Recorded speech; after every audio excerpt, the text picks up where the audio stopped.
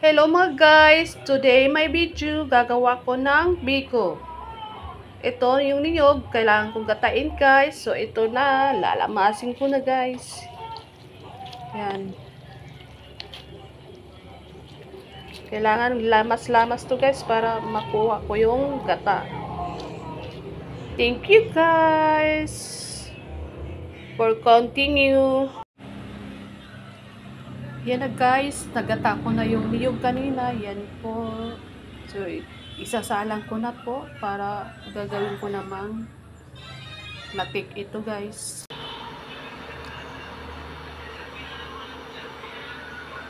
Yan guys, sinasalang ko na yan guys.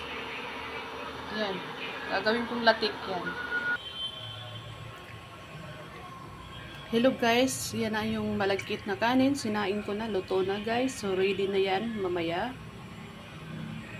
Lalagay ko mamaya dun sa pinalatik kong gata kanina guys. Hey guys, ito na. Kumukulo na yung niyog na gagawin kong latik. So, pwede ko na ilagay ito asukal guys. Itong nilagay kong asukal guys, 1/2 kilo. Tapos yung malagkit, 2 kilo guys. Ayaw namin kasi masyadong matamis guys. So kailangan adjust lang kami sa sugar.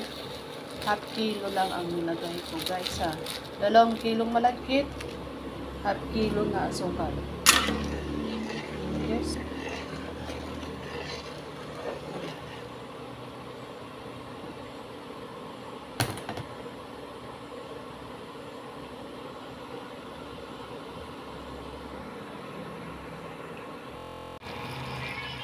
Hello guys, ayan na oh. Malapit na siyang maluto guys. Maya-maya ilalagay ko na lang yung sinaing kong malagkit guys dito sa kinalapit kong gata kanina guys. Ayan na, kumukulo na siya guys.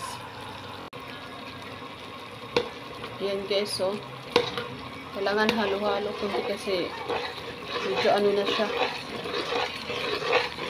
Creamy na siya, creamy. Ready na ilagay yung kanin na malagkit guys. Ayan guys oh.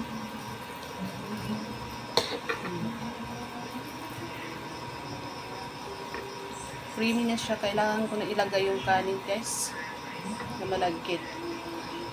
Ilalagay ko na yung kanin na malagkit guys. Let's go! Hello guys! Luto na yung ito.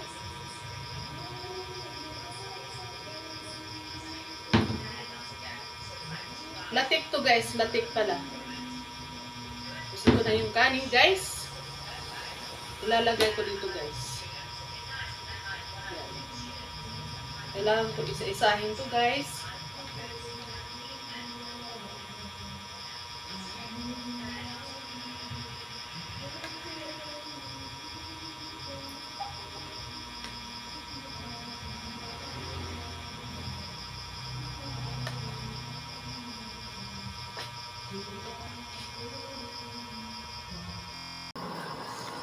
Hello guys, tapos ko na nilagay yung latik. Ito na yung kanin. Ayan na. Ready to eat to guys. Hey guys, ilalagay ko itong latik guys sa babaw. May kasama silang kinatawag ng Interpol o International Criminal Police Organization. Bitbit nila ang warrant of arrest mula sa International Criminal Court o ICC para sa kasong crimes against humanity laban kay Duterte. Sa loob ng eroplano, may kausap. What you're asserting is true. Aside from this poster, meron din pong ipinasa sa inyo sa DOJ na inciting to sedition. Hey guys, ito na po yung finished product guys. Kita nyo guys, sarap. Okay ka.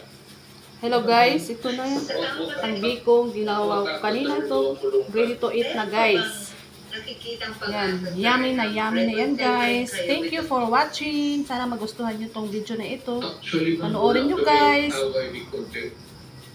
So it would even surprise Marcos if I go to him pleading something or an amicable